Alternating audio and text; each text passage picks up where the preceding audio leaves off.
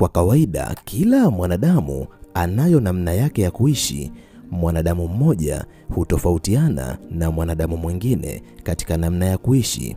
Ndivyo ilivyo hata katika matendo mbalimbali, mikao mbalimbali na vitu ambavyo tunavipenda tunatofautiana.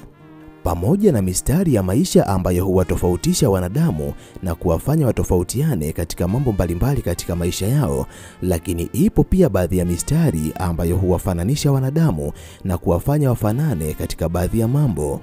Katika saikolojia, vipo vitu vingi ambavyo unaweza ukaviona na ukaweza kujua mwanadamu ana haiba gani, tabia yake ni nini na hatima yake inaweza ikawa nini.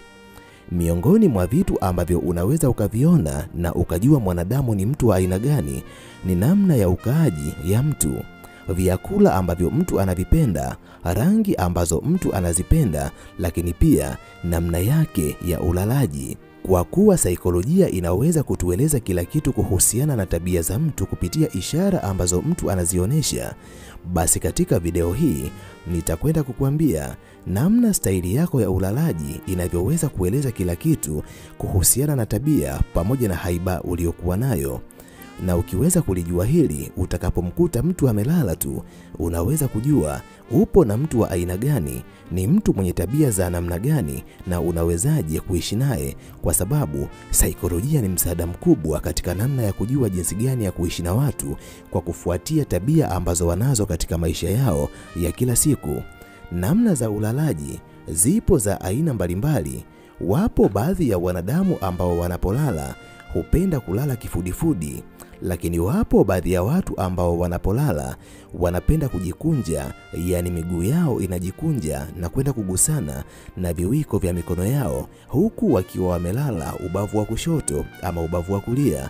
Lakini wapo wanaopenda kulala chali na wapo wanaopenda kulala kifudifudi huku miguu yao ikiwa imejikunja. Sasa basi wote hawa wana tabia zao ambazo zimeelezwa katika saikolojia na inawezekana na wewe ni mmoja wao. Kama na wewe ni moja kati ya watu wanaotamani kujifunza kuhusiana na jambo hili ili ukajue tabia za watu mbalimbali pamoja na kujua tabia zako kiundani zaidi, basi video hii imetengenezwa mahususi kwa ajili yako. Ili uendelee kujifunza mambo mbalimbali kupitia video zetu, jiunge nasi kwa kusubscribe katika chaneli hii ya Fafanuo Media. Hapo utakuwa wa kwanza kupata video zetu pindi tunapoziweka kwenye chaneli hii. Hautajutia MB zako, kwani mara zote tunajitahidi kuwa bora zaidi ya jana. Asante, enjoy. Hivi ndivyo staili ya kulala unayoipenda inavyoeleza kila kitu kuhusiana na hulka, tabia na sifa zako. Namba 1. Kama wewe ni miongoni mwa wanadamu ambao pindi wanapoenda kitandani kujilaza, wanalalia ubavu na kisha miguu yao wanaipandanisha na kuikunja kidogo kama inavyoonekana katika picha namba 1, basi wewe ni miongoni mwa binadamu wenye sifa zifuatazo. Namba 1. Wewe ni mwanadamu unayependa ukimya na utulivu kwenye maisha yako. Katika jamii ambayo tunaishi mimi na wewe, wanadamu wamegawanyika kwenye makundi mawili. Wapo baadhi ya wanadamu ambao wanapenda katika maeneo yenye fujo kwenye nyakati zote ambazo wanahitaji kujitoa auti, lakini wapo baadhi ya watu ambao huwa wanapenda mazingira yenye utulivu katika maisha yao. Basi asilimia kubwa ya binadamu ambao wanapenda kulalia ubavu, miguu yao wanaikunja kidogo kisha mguu mmoja unakuwa juu ya mguu mwingine. Hawa ni watu ambao hawapendi kabisa kuwepo katika mazingira yenye kelele, na ndio maana hata aina ya marafiki ambao wana kawaida kuambatana nao kwenye safari ya maisha ni wapole ambao wana hali ya ukimya kama waliokuwa nao wao. Mara nyingi binadamu hawa wanapokuwa katika mazingira yenye makelele wanaweza kuondoka na kutafuta maeneo yenye utulivu ili wakapate utulivu wa kutafakari kuhusu mambo mbalimbali ambayo wanatamani kujua undani wake. Namba 2. Ni binadamu wasiokuwa na uoga kuhusiana na maisha yajayo. Wapo wanadamu katika ulimwengu ambao tunaishi mimi na wewe wanaoogopa future, lakini tafiti mbalimbali za kisaikolojia zimekuwa zikionyesha Asilimia kubwa ya binadamu wa kundi hili hawana utamaduni wa kuonesha mambo yajayo. Wao wapo tayari kwa lolote ambalo litakuja katika siku zijazo, na ndiyo maana binadamu hawa wanaishi kwa amani sana kwa kuwa hawana utamaduni wa kuogopa matukio yajayo. Namba 3 ni binadamu ambao hupenda kuishi maisha ya kujihami kuliko binadamu wengine. Asilimia kubwa ya binadamu wa kundi hili ni watu ambao wana uchaguzi wa hali ya juu katika maisha yao, kwani ni watu ambao hawapendi kutokewa na matatizo ya kujitakia kwenye maisha yao. Hata marafiki wanaoambatana nao ni watu ambao waliwafanyia uchaguzi wa kina, kwani ni binadamu ambao hata wanapofanya uchaguzi wa watu wa kuwa nao karibu, huwa wanajihami kwa kuepuka kuingia kwenye ukaribu na watu ambao katika siku za usoni wanaweza kuwasababishia matatizo yasiyokuwa ya lazima. Namba 4 ni binadamu ambao wanaweza kutabasamu hata katika nyakati ngumu. Nyakati ngumu zinapokuja katika maisha yetu, wanadamu hutofautiana katika hali ya kuzikabili nyakati hizo. Wapo ambao wanaweza hata kujidhuru wao wenyewe kwa sababu nyakati ngumu zimekuja katika maisha yao. Wapo ambao hukata tamaa na kushinda wakilia asubuhi, mchana na jioni kwa sababu yametokea matukio ambayo hawakuyatarajia katika maisha yao. Na wapo ambao hukaa wakiwa na msongo wa mawazo usioweza kutibika kwa sababu nyakati zisizotarajiwa zimekuja katika maisha yao. Lakini amini usiamini, asilimia kubwa ya binadamu wa kundi hili wanaopenda kulala kwa ubavu, hawa ni watu ambao unaweza usijue wanapitia nyakati gani, kwa sababu hata wakiwa katika nyakati ngumu za maumivu zinazovujisha damu katika mioyo yao, bado sura zao zinaweza kusheheni tabasamu. Na hii ndiyo sababu kubwa ambayo hupelekea binadamu wengi wa kundi hili iwe ni vigumu sana kuweza kujua wanapitia katika mazingira yapi, kwani wao mara nyingi ni watu wanaopenda kutabasamu hata katika nyakati ambazo hawakupaswa kutabasamu. Namba 5 ni binadamu ambao wanaweza kuishi katika mazingira ya aina yoyote kwa sababu wana kawaida ya kubadilika kulingana na mazingira. Binadamu wa kundi hili ni binadamu ambao ukishindwa kuishi nao, basi wewe utakuwa na matatizo mwenyewe, kwani asilimia kubwa ya binadamu ambao wapo katika kundi hili ni watu ambao wanaweza kuendana na kila mazingira ambayo yanakuja katika maisha yao. Wakikuta mazingira magumu, ni wepesi sana kukopi na kujikuta wanaishi kutokana na mazingira hayo. Wakikuta kuna mazingira fulani, ni wepesi sana kukopi na kuishi kwenye mazingira hayo. Hivyo binadamu wa kundi hili wanasifika kwa uwezo wao wa kuweza kuishi katika sehemu yoyote wanayotaka. Kundi la pili la binadamu ni binadamu ambao muda wa kulala unapofika, basi wanaenda wanajikunja kiasi cha magoti yao kugusana na viwiko vya mikono yao.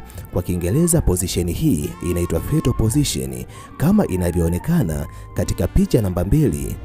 Binadamu wa kundi hili ni watu ambao wana sifa na tabia zifuatazo. Namba 1, huwa ni watu wanaojihisi wanahitaji kulindwa kila wakati. Katika maisha ambayo tunaishi mimi na wewe, wapo baadhi ya wanadamu ambao hata wakiwa peke yao huwa wanaamini wao wanaweza kujilinda katika namna yoyote na hawahisi kama kuna kitu ambacho kimepungua kwenye maisha yao.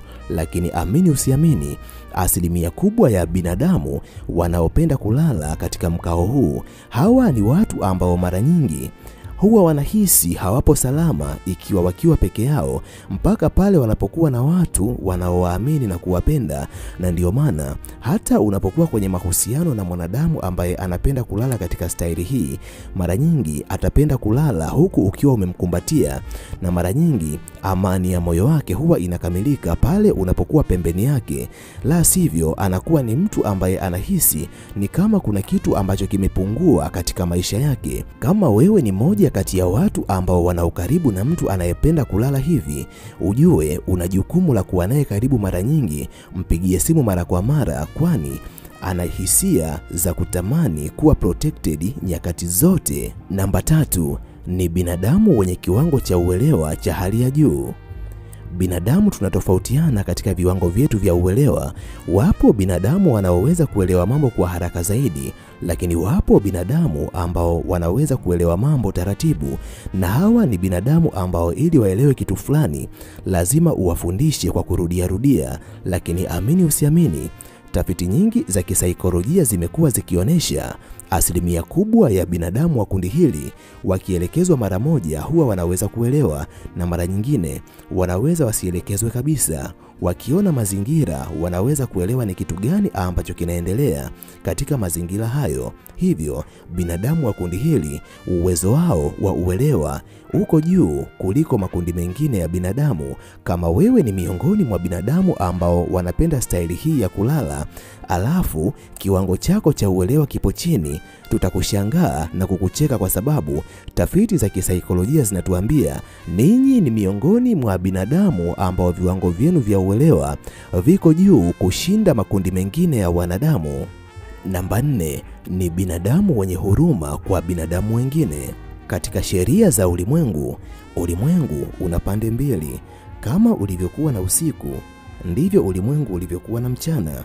Kama kulivyokuwa na huruma, ndivyo kuna ukatili. Hivyo hata wanadamu wamegawanyika kwenye makundi mawili. Kuna binadamu wakatili na binadamu wenye huruma.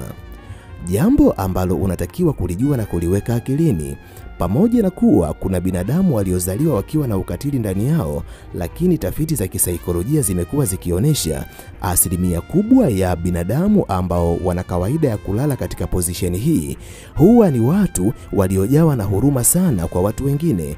Mtu wa kundi hili hawezi kukukuta ukiwa unataabika hali ya kuwa anaweza kukusaidia alafu akakutelekeza. Ni lazima atakusaidia kwa sababu anahisi moyoni mwake analo jukumu la kuwasaidia watu wengine. Ni kwa sababu kwa asili ni watu wenye huruma na binadamu wenzao. Namba 5 ni binadamu wanaovutiwa na sanaa za uchoraji, uandishi pamoja na uchezaji. Asilimia kubwa ya binadamu wa kundi hili wanavutiwa na vitu mbalimbali, lakini vitu vinavyowavutia zaidi katika maisha yao ni sanaa ambazo huwa zinatokana na uchoraji. Inaweza ikawa picha za wanyama, watu au makazi yanayovutia, lakini pia ni watu ambao wanapenda kujifunza kucheza pamoja na uandishi wa vitabu mbalimbali, ikiwa ni pamoja na blogs mbalimbali. Namba 6, hawa ni wanadamu ambao wanapenda kujiondoa katika maeneo ambayo wamegundua na matatizo haraka sana kabla ya madhara kutokea. Asilimia kubwa ya binadamu wa kundi hili hata wanapoingia kwenye mahusiano, wakiona ishara za matatizo kuja kutokea kwenye mahusiano yao, huwa ni watu wa kwanza kujiengua kwenye mahusiano hayo, kwani ni binadamu wasiopenda matatizo katika maisha yao, bali mara nyingi ni watu wanaopenda kutawaliwa na amani kwenye maisha yao yote. Kundi la 3 la binadamu ni binadamu ambao wanapoenda kulala, wanapenda kulalia matumbo yao, yani kulala kifudifudi.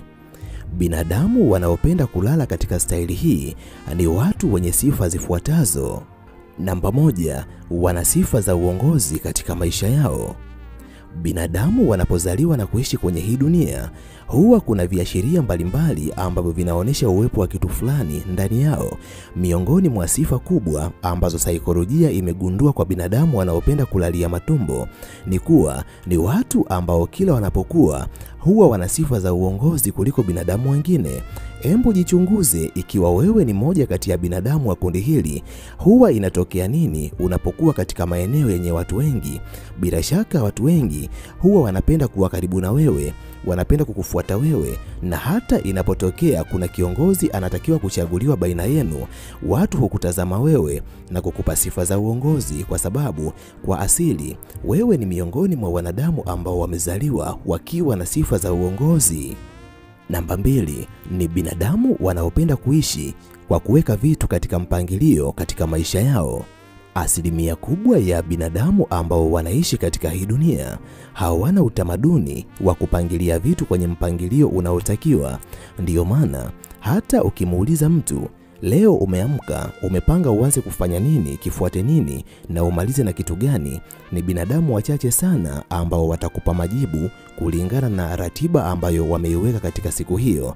Lakini amini usiamini, miongoni mwa binadamu wachache ambao wanapenda kuweka ratiba zao katika mpangilio unaotakiwa, yani anapolala anajua kabisa kesho asubuhi ataanza kufanya nini, kitafuata kitu gani, alafu atamaliza na kitu gani, basi ni binadamu wanaopenda kulala kifudifudi. Kwani hawa ni watu ambao hata wawapo katika kazi zao za kila siku wanapenda kufanya kazi kwa kufuata mpangilio maalumu ambao wamejipangia. Si watu wanaopenda kufanya vitu hovyo hovyo pasipo na kufuata mpangilio. Na hata ukiingia katika vyumba vyao, asilimia kubwa wanapenda kupanga vitu katika mpangilio ambao unatakiwa. Hawapo kama wenzangu na mimi ambao hata unapoingia kwenye vyumba vyetu vya kulala utakuta kitandani tumelundika nguo, kwenye sehemu za makochi tumeweka madaftari ama vitabu ama vitu vipo katika maeneo ambayo havikutakiwa kuwepo. Bila shaka hao ni akina sisi.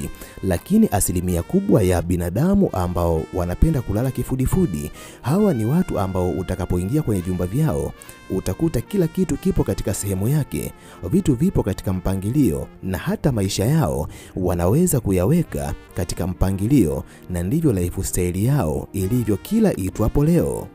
Namba 3 ni binadamu wanaopenda kuishi katika malengo ambayo wamejipangia. Miongoni mwa mambo ambayo mimi na wewe ni lazima tuyakubali ni kuwa kila mwanadamu anayo malengo ambayo anatamani kuyafikia katika maisha yake. Lakini namna zetu za kuyafikia malengo hutofautiana kwa mwanadamu mmoja na mwanadamu mwingine, na ndiyo maana wapo baadhi ya wanadamu wanaofanikiwa kutimiza malengo yao, lakini wapo baadhi ya wanadamu ambao hawafanikiwi kutimiza malengo yao. Ni kwa sababu ili uweze kuyatimiza malengo yako ni lazima uishi maisha ambayo yanafuata hatua za kwenda kutimiza malengo yako. Kama utakuwa na malengo alafu maisha yako yakawa hayapo katika hatua ambazo zinakwenda kutimiza malengo yako, amini usiamini, hautaweza kufanikiwa hata ufanye nini. Hivyo asilimia kubwa ya binadamu wanaopenda kulala kifudifudi, hawa ni watu ambao wanaweza kutimiza malengo yao kwa sababu maisha yao yanatembea katika malengo ambayo wamejiwekea, na ni wagumu sana kuwatoa katika njia ya malengo ambayo wamejiwekea kwa sababu wanaamini malengo ni kila kitu katika maisha yao. Namba 4 ni watu wanaopenda kuwajibika wenyewe katika kutimiza malengo yao. Katika dunia yetu kuna wenzangu na mimi ambao wanajua kabisa wana malengo fulani kwenye maisha yao, lakini wanawaachia jukumu watu wengine ili wawasaidie kutimiza malengo hayo, jambo ambalo hupelekea wenzangu na mimi wawe watu wa kuhangaika kila itwapo leo, lakini malengo yao hayawezi kutimia. Asilimia kubwa ya binadamu wa kundi hili wana hisia ya kutimiza malengo yao wakiwa wao wenyewe kuliko kuachia watu wengine, na ndiyo maana asilimia kubwa ya vitu ambavyo binadamu wa kundi hili wanavianzisha kwenye maisha yao vinapata mafanikio kuliko vitu ambavyo watu wengine wanavifanya. Ni kwa sababu watu hawa wanajiamini kuliko wanavyowaamini watu wengine. Ndiyo maana wanapenda vitu vinavyowahusu wao wavifanye wao wenyewe. Kundi la 4 la binadamu ni binadamu ambao wanapenda kulala chali. Kulala chali maana yake ni kulalia mgongo, alafu uso wako, matiti yako, tumbo lako vinakuwa vinatazama juu. Binadamu wenye kawaida ya kupenda kulala chali ni watu wenye sifa zifuatazo. Namba 1 ni wanadamu ambao wanapenda kuwa karibu na watu wenye mitazamo chanya kwenye maisha yao. Katika dunia ambayo tunaishi mimi na wewe, binadamu hutofautiana katika mitazamo. Wapo watu wengi ambao wana mitazamo hasi katika vitu mbalimbali ambavyo vinatokea kwenye maisha yao, lakini wapo baadhi ya watu ambao wana mitazamo chanya katika vitu mbalimbali ambavyo vinatokea kwenye maisha yao. Basi asilimia kubwa ya binadamu wanaopenda kulala chali wanapenda kuwa karibu na watu wenye mitazamo chanya kwa sababu watawa encourage katika uthubutu wa vitu mbalimbali kwenye maisha yao. Namba 2, kuna wakati huwa wanakuwa na kauvivu fulani wanapofanya kazi fulani kwa muda mrefu. Jambo ambalo unatakiwa kulijua na kuliweka akilini. Ni jambo la kawaida kwa kila mwanadamu kuchoka na kuhisi uvivu pale anapofanya shughuli fulani kwa kipindi kirefu, lakini kiwango cha kuchoka na kuhisi uvivu hutofautiana kwa mwanadamu mmoja na mwanadamu mwingine. Psychology imetoa utafiti wake kuwa asilimia kubwa ya binadamu wanaopenda kulala chali, pamoja na kuwa ni wafanyaji kazi wazuri, lakini wanapofanya kazi ya aina moja kwa kipindi kirefu, huwa wanajisikia uvivu na kuchoka kwa kiwango kikubwa kuliko makundi mengine ya binadamu. Watu hawa wanaweza kufurahia pale wanapofanya kazi fulani, ndani ya muda mfupi wanaenda katika majukumu mengine, yani kazi ambazo zinabadilika. Namba 3 ni binadamu wanaopenda ukweli kwenye maisha yao. Miongoni mwa binadamu ambao hawapendi kudanganya ni binadamu wanaopenda kulala chali, lakini pia ni miongoni mwa wanadamu ambao hawapendi kudanganywa. Kama ambavyo anapenda kuzungumza ukweli, ndivyo ambavyo anapenda kusikia ukweli. Kama atakuwa mtu wako wa karibu alafu akagundua unamdanganya, atakuondoa katika idadi ya watu wake wa karibu, hata kuamini tena, na inawezekana akavunja urafiki baina yenu. Namba 4 ni watu wanaopenda haki katika maisha yao. Dunia imejaa watu wa aina mbalimbali, jambo ambalo unatakiwa kulijua na kuliweka akilini. Wapo baadhi ya binadamu ambao hawaihusudu haki kwenye maisha yao kwa sababu wao wamejawa dhuluma. Tafiti za kisaikolojia zimekuwa zikionyesha asilimia kubwa ya binadamu wanaopenda kulala chali, hawa ni watu ambao wanapenda kutenda haki kwenye maisha yao. Hata wanapoona mtu anaonewa katika jamii, si wepesi kuacha hali hiyo iendelee, bali watasimama na kuhakikisha wanamsaidia mtu anayeonewa, ili mradi mazingira ya haki yaweze kuwepo kwa mtu huyo. Namba 5 ni binadamu imara na wenye misimamo katika maisha yao. Asilimia kubwa ya binadamu wa kundi hili si wepesi kubadili mitazamo waliokuwa nayo juu ya jambo fulani, kwani wanapokuwa wanaamini katika kitu fulani, huwa ni ngumu kuwabadilisha kutoka kwenye mitazamo hiyo, na ndio maana wanapopanga malengo, kwa uimara waliokuwa nao, wanaweza kuyatimiza malengo yao kuliko binadamu wengine. Kundi la 5 la binadamu ni binadamu ambao huwa wanalala ni kama askari jeshi ambaye yupo mguu sawa. Kama unavyoweza kuona katika picha namba 5, ukiangalia haraka unaweza ukaona ni kama mtu ambaye amelala chali. Ni kweli amelala chali, lakini ukiangalia miguu yake ipo mguu sawa na mikono yake ipo kama mtu ambaye yupo mguu sawa. Binadamu wanaopenda kulala katika soldier style, hawa ni binadamu wenye sifa na hulka zifuatazo. Namba 1, hawa ni binadamu ambao wanapogundua wamekosea, wanaweza kujirekebisha wenyewe pasipo na kuambiwa na watu wengine. Katika jamii zetu, wapo baadhi ya watu wasiokubali makosa kwa sababu wanadhani wapo sahihi muda mwingi, lakini asilimia kubwa ya binadamu ambao wapo katika kundi hili, hawa ni binadamu ambao wanaishi wakiwa wameufungua ubongo wao. Wapo tayari kupokea mabadiliko katika wakati wowote, na ndio maana hata wanapokosolewa hawana utamaduni wa kuwachukia wale waliowakosoa, bali wapo tayari kubadilika muda wowote. Namba 2 ni binadamu ambao wanajielewa, wanajua namna gani ya kukabiliana na maisha ili waweze kutimiza malengo yao. Kwenye maisha kuna watu ambao wana malengo lakini hawajui namna gani wanaweza kuyatimiza malengo yao. Malengo yao hubaki kuwa ya mdomoni tu na si katika vitendo, lakini asilimia kubwa ya binadamu wa kundi hili wanapokuwa na malengo hujitambua na kujua ni vitu gani vya kufanya ili wakayatimize malengo ambayo wanatamani yaweze kutimia kwenye maisha yao. Namba 3 ni binadamu ambao wanaamini wao ndio wenye jukumu la kutimiza malengo yao na si watu wengine. Asilimia kubwa ya vitu vinavyowahusu wao wanapenda kuvifanya kwa mikono yao na si kuwakabidhi watu wengine, na ndiyo siri ambayo inapelekea kundi kubwa la binadamu wa kundi hili wawe na mafanikio makubwa kuliko makundi mengine ya wanadamu. Kundi la 6 la binadamu ni binadamu ambao wanalala kifudifudi na mguu wao mmoja wanaukunja kama inavyoonekana katika picha namba 6. Hii ni staili ambayo asilimia kubwa ya binadamu wanaitumia. Siri ambayo imejificha katika staili hii ya ulalaji, binadamu wanaolala katika staili hii wana hulka na tabia zifuatazo. Namba 1 ni binadamu wanaopenda kusafiri katika mazingira mapya kuliko makundi mengine ya binadamu. Binadamu wa makundi haya wanaposafiri kutoka mazingira ya aina moja wakaenda katika mazingira ya aina nyingine, hujisikia amani na furaha katika mioyo yao kuliko wakikaa katika mazingira ya aina moja kwa kipindi kirefu. Namba 2, mara nyingi wanapokuwa katika mazingira yanayowahitaji wafanye uchaguzi wa aina moja katika vitu viwili, huwa wanapitia wakati mgumu sana. Asilimia kubwa ya binadamu wa kundi hili hupitia wakati mgumu sana wanapohitajika kuchagua kitu kimoja katika vitu viwili. Hata wanapokuwa dukani, ikiwa walienda kununua kitu fulani wakakuta kuna kitu kingine ambacho kinafanana na kitu ambacho wanataka kukinunua, hujikuta wakipitia wakati mgumu sana katika kufanya maamuzi ya kipi cha kuchagua na kipi cha kuacha. Namba 3 ni binadamu wanaopenda amani katika maisha yao. Binadamu wa kundi hili hawapendi mazingira ya vurugu wala migogoro na watu wengine.